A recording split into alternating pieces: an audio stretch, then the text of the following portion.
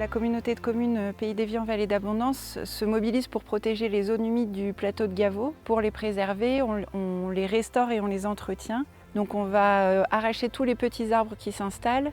Ensuite, on va venir faucher ou broyer toute la strate herbacée pour laisser une mosaïque de milieux et les espèces protégées peuvent du coup s'épanouir sur ce milieu-là. On va aussi avoir un impact important sur toutes les espèces envahissantes, que ce soit le solidage ou la balsamine qui s'installent ici et qui vont du coup coloniser tout le marais et faire disparaître toute la biodiversité. Les prairies humides, c'est un patrimoine pour nous au niveau de la biodiversité et de la ressource hydraulique, qui sont utilisées en grande partie par les agriculteurs du haut plateau ici. Donc ce qu'on veut, nous, c'est travailler avec eux pour préserver ces prairies et reconnaître le travail d'entretien qu'ils font. C'est très important de les préserver parce qu'elles sont des réserves d'eau, donc elles permettent au niveau hydraulique d'entretenir les étiages des rivières. Et c'est aussi pour préserver la flore particulière qui est liée à ces prairies. La géographie des rives du Rhône est très diversifiée et c'est source d'une biodiversité exceptionnelle.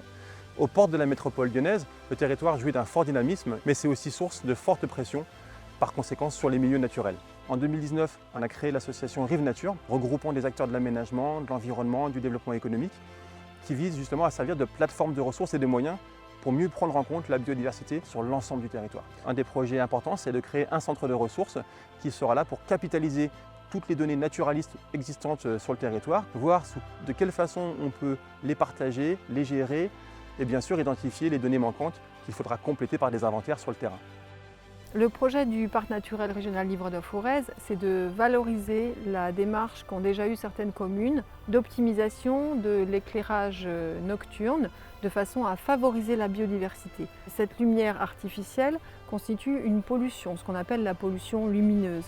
Et du coup, elle perturbe le déplacement des espèces, leur cycle de reproduction. L'idée, c'est de retrouver une trame sombre sur notre territoire pour qu'on ait vraiment un ciel étoilé et une biodiversité nocturne qui puisse se développer sur le territoire.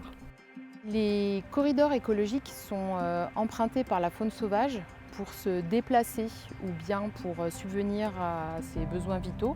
L'ambition de la métropole et de ses partenaires, c'est de recréer ou bien d'améliorer des passages pour la faune sur des secteurs qui sont préidentifiés au niveau régional. Les écrasements répétés sur les routes vont vraiment fragiliser les populations et vont aller jusqu'à vraiment faire disparaître certaines espèces localement.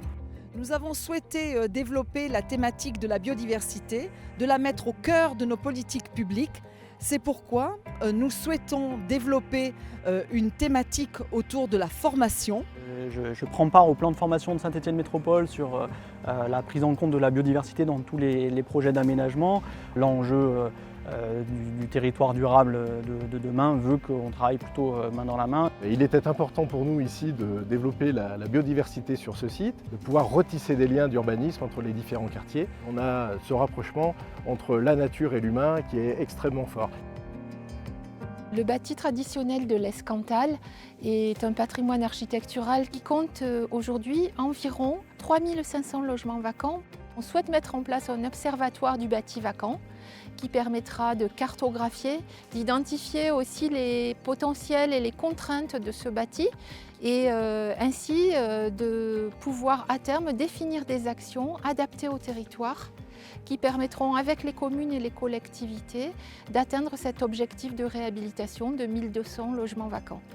Cela permettra de contribuer à limiter l'urbanisation du territoire et ainsi à préserver les milieux naturels et la biodiversité puisque le fait de réhabiliter le parc vacant réduit la poussée de l'urbanisation. C'est finalement essentiel d'essayer de prévoir l'avenir pour notre agriculture. Comment notre agriculture va pouvoir résister à ce changement climatique? Comment elle va pouvoir s'y adapter? Il faut qu'on s'y prenne dès maintenant. Quand vous regardez le paysage qui est derrière moi, vous comprenez parfaitement que c'est l'agriculture qui l'a façonné. Eh bien, nous allons avoir des enjeux de ressources en eau, des enjeux sur la qualité des pâturages. Nous devons travailler cette biodiversité avec une prairie qui est maintenue, une prairie avec une biodiversité importante, mais l'essentiel étant la ressource en eau. Alors, tout ce travail doit se faire dans les années à venir, nous devons nous y prendre dès maintenant et nous y arriverons ensemble. C'est pourquoi le territoire engagé pour la nature va nous y aider.